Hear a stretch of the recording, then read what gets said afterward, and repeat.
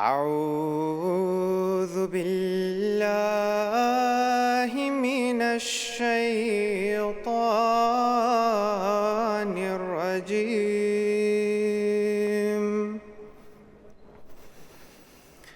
بسم الله الرحمن الرحيم.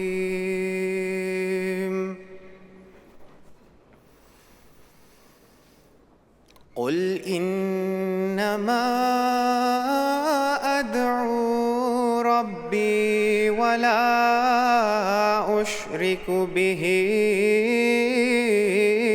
أحدا.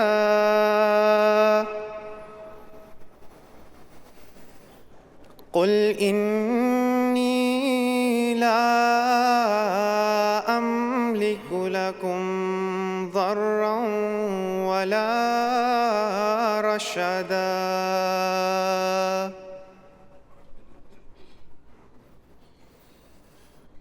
قل إني لن يجيرني من الله أحد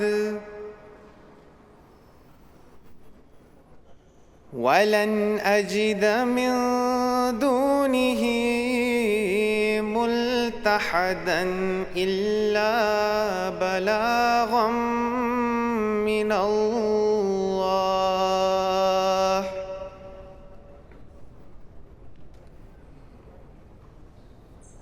إلا بلاغا من الله ورسالاته.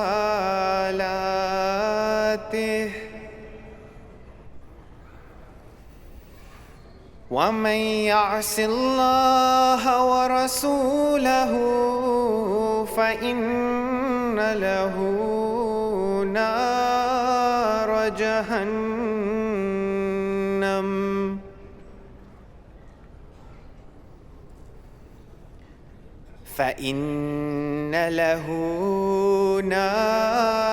جهنم خالدين فيها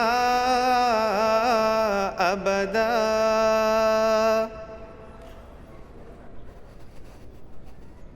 حتى إذا رأوا ما يوعدون فسيعلمون من أضعف ناصرا.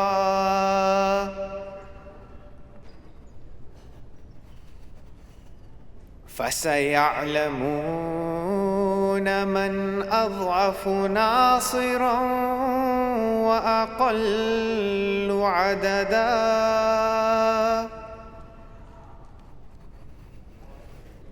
قل إن أدري أقريب ما توعدون أم يجعل له ربي أمدا. عالم الغيب فلا يظهر على غيبه أحدا.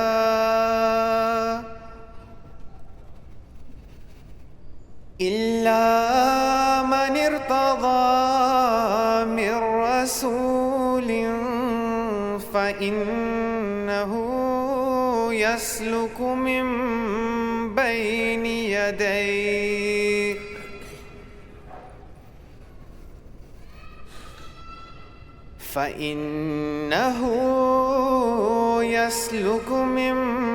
بين يديه ومن خلفه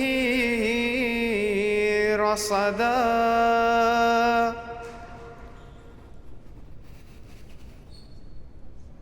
ليعلم أن قد أبلغوا رسالات ربهم وأحاط بما لديهم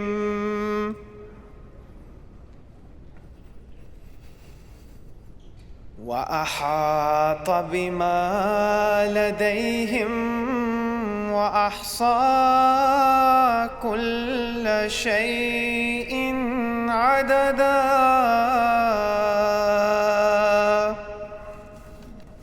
The following is the English translation of verses 21 through 29 from Surah Al-Jinn, chapter 72, which were just recited. I seek refuge with Allah from Satan, the accursed one. In the name of Allah, the most gracious and ever merciful. Say, I pray to my Lord only, and I associate no one with him. Say, I have no power to do you either harm or good. Say, surely none can protect me against Allah, nor can I find any place of refuge beside him. My responsibility is only to convey the revelation from Allah and his messages. And for those who disobey Allah and his messenger, there is the fire of hell, wherein they will abide for a long, long period. They will continue to disbelieve until they see that which they are promised, and soon they will know who is weaker in numbers and who is weaker in helpers and fewer in numbers. Say, I know not whether that which you are promised is nigh, or whether my Lord has fixed for it a distant term.